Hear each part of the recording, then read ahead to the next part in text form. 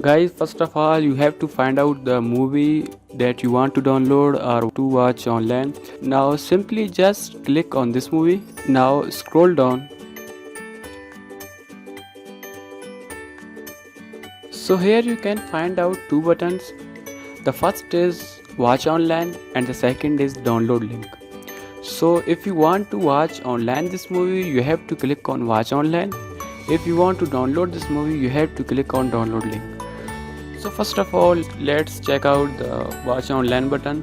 Simply click on this button, and here you have to wait 10 seconds.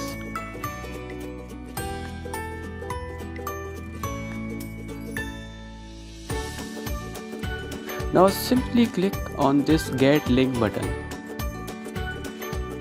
Now scroll down, and here you can find out two links.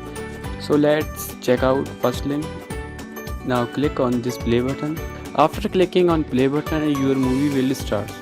Now let's check out the download links. So for downloading this movie, you have to click on download links, and here you have to wait for 10 seconds.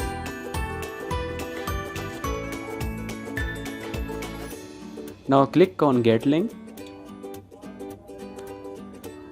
and once again you can see a bunch of download links here. You can download from any website.